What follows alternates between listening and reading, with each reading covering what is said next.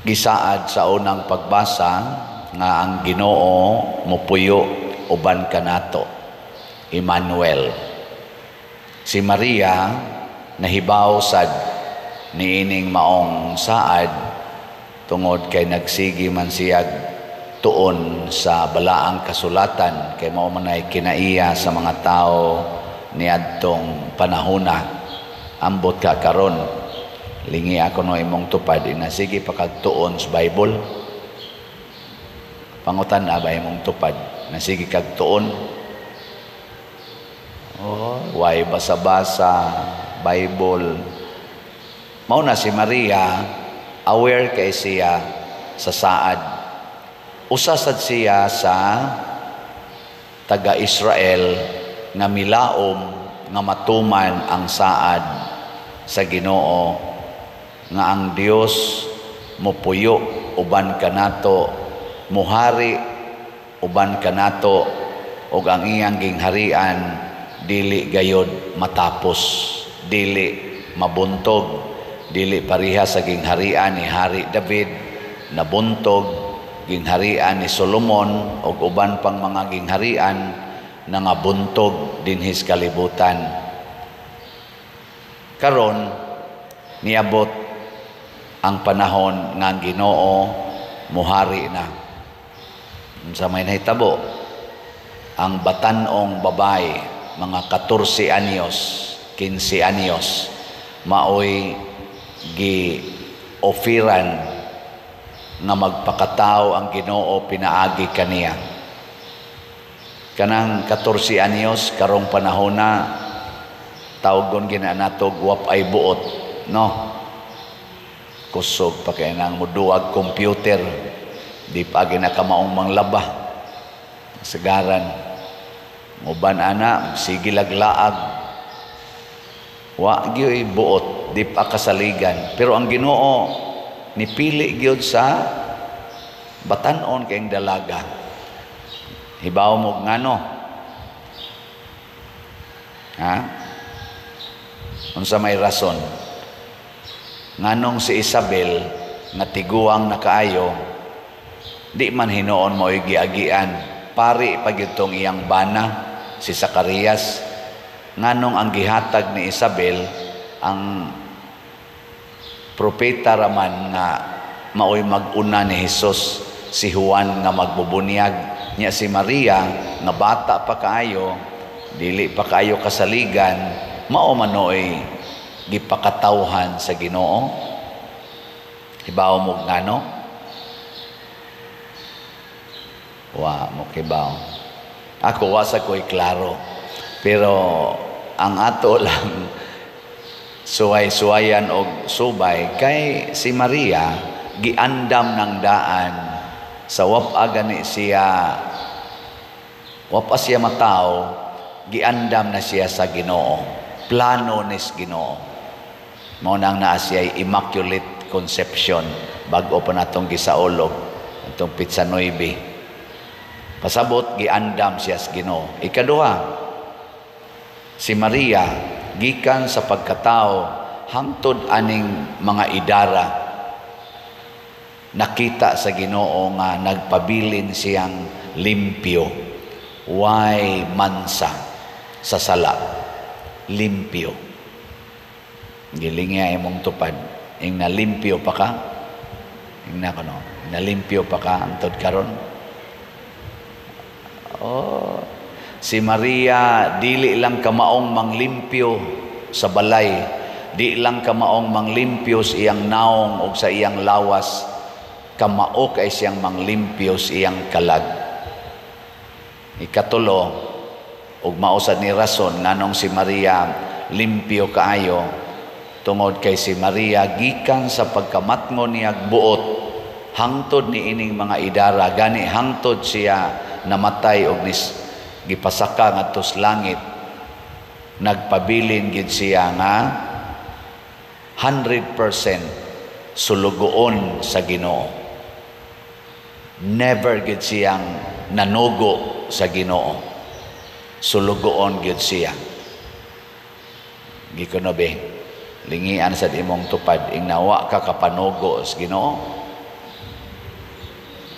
Oh, kusog kitang manugo sa Ginoo. Sigihan na nakog balik-balik din. Sige gitag panugo sa Ginoo. Hapit gani kada simba nanugo tas Ginoo. Hapit kada nato rosaryo nanugo tas Ginoo. Hangtod mo sangko na lang tas tuo-tuo. Oh, kanatong pagsigpanugo sa Ginoo, maayo unta ko ani akong sakit, mupasar unta ko sa board exam, makakita unta kog uyab, mausab unta ning akong anak, mausab unta ning akong bana. Kana bang mga sugua ba? Usahay dad-on tas tuo-tuo. Kay moingon dayon kadto didto, to ay imahin sa birhen didto nga kusog ay mo milagro. Adto dayon ka, din ka kakita nga naade ang Ginoo, naade ang mahal nga birhen sa imong tupad, naas inyong altar, naas imong kasing-kasing. Adto gyud ka didto kay para gyud matuman ang imong sugo sa Ginoo. Ana, tuo-tuo. Sa pagpakita ni Maria didto sa Mexico, sa Tepeyac Hill, ngadto sa Indio nga si Juan Diego, niadtong 1531, kusog kaayo ang tuo-tuo, paganism.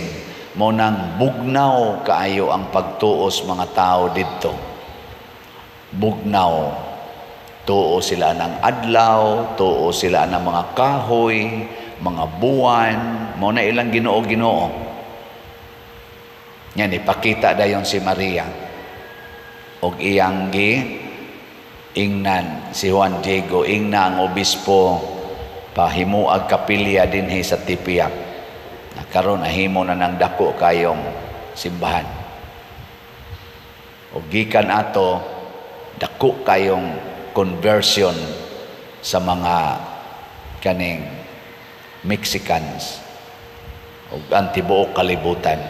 Gasugod sa usa kayano kayo nga Indio, pobre, gani galisod pa siya kumbinser sa obispo. Lisod kay kumbinseron ang obispo niya usa ka tawo nga maglakaw lang og pila ka kilometro o na pa moabot sa simbahan. Pobre kayo, taga-bukid. Ako maka-imagine sa kunako sa una maglakaw migikan sa among lugar sa kahugan padong sa simbahan sa Guadalupe aron mo alagad mi isip choir. Nganlan gyud mi taga-bukid. Taga-Buks, taga-Buks, yan ang taga-Buks, taga-bukid.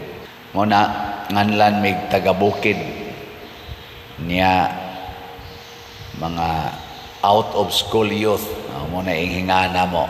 Pero sige lang yun mig lakaw, sige lang yun mig pangadsi sa rosaryo.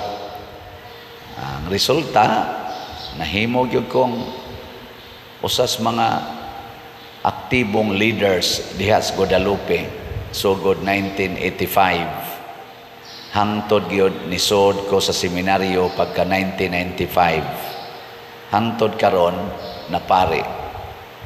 Ngano man kay na influensya ko sa Berhes Guadalupe. Gihangyo sad ko kuyog sa akong uyuan sa pag-agawan si Noy Iloy Alipar dito sa Langob sa Guadalupe. Ako mo dito tiglid sugod 1988. Ako tiglid sa Novena sa Birhen sa Guadalupe dito sa Langob. Mingaw pa kay nas unas atong panahon na 1988. Hangtod gyud nisod ko sa seminaryo. Ako gitigli dito sa Novena. Ug dito nako napalgan ang sugo sa Birhen nako nga mo sulod sa seminaryo. Mao ni ang usas mga bunga sa paningkamot sa mahal nga Birhen Maria nga dili unta ta mapunta ngadto sa mga tuo-tuo, ngadto sa mga idolatry, ngadto sa paganism. Kay kani manggong kalibutan mga igsoon giharian gid ni mga idolatries, tuo-tuo. Nilingi ay mong tupad ing nawa kay tuo-tuo karon. Wa kay mga bakos diha, wa kay mga habak-habak diha. Wa kaya magsigig dool ana mga orasyon-orasyon, huyop-huyop. Wa mo ana. Pero naay idolatry karon ay labaw pa ana. Og unsa man ang idolatry, the love of money. Kana mo'y pinakataas nga og pinakadako og pinakalig-on nga tuo-tuo karon. Kana bang motuo ta nga ang kwarta mao gyud makaluwas nato. Nya ato yung daghanon ang atong kwarta aron lang gid ta maluwas. Nga kun wa kay kwarta, wa gyud kay kaluwasan. Kana mo'y dako kay tuo-tuo karon. Nya matod para ba ni San Pablo hastang mahal nga birhen iya sa nang gisulti nga pupariha ana, the love of money is the root of all evils. Kining tanang kagubot karon labi na dinhi sa atong nasod, kanang atong mga political leaders hasta atong mga church leaders manag-away na gani na, managlalis na gani na, magdinautay na gani ng atong mga leaders. Ang main reason gyud ana kwarta. Kwarta. Kalaog, kahakog sa kwarta. Kanang mga leaders sa mga nasod mag-away na gani na, maggubat na gani na, ang pinakadako yung rason diha related gyud sa kwarta. Kwarta gyapon. Ngay kumusta man ang pamilya? Kung ang banag asawa mag-away na gani na, maglalis na gani na, unsa man gyud number 1 nga rason? Ha? 99% related sa kwarta. Kung musugod na ganig kuyanap ang mga illegal, ang mga bisyo, labi na ning drugas, kaning sugal, kaning inom, kaning terorista, muhari na gani ni sa usa ka nasod or sa kakatilingban, unsa may hinungdan nganong kusog kaing sugal, kusog kaing syabo, kusog kayo ang mga marijuana, ang cocaine, kusog kayo ang mga pangambos, pang-terrorism, kawat, hold up, tulis.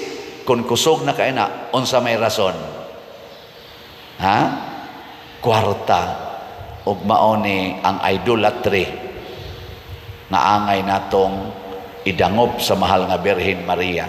Unsa may gipuy-an sa mahal nga Birhen Maria? Kakabos. Unsa may gipuy-an ni Hesus? Kakabos. Unsa may gipuy-an ni San Jose? Kakabos. Unsay gipuy-an sa mga santos nga nakahatag og daghan kaing kaayuhan sa atong kalibutan, sama sa mga kaayuhang gihatag ni San Vicente Ferrer, ni San Roque, Saint Vincent de Paul, Saint Francis of Assisi, Mother Teresa of Calcutta, nila ni Saint John Bosco, San Fernando Rey. Unsa may ilang gipuy-an sang kinabuhi? Kakabos. Mao na sugod karon ayaw na gyud higugmaa ang kwarta. Di na nato higugmaon ang kwarta. Unsa may atong higugmaon? Unsa man? Ha? Ang slot. Ang slot gyud higugmaa.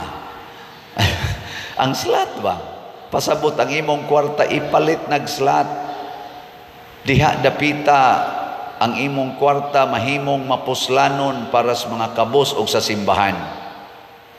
Salamat sa atong mga slatters ha.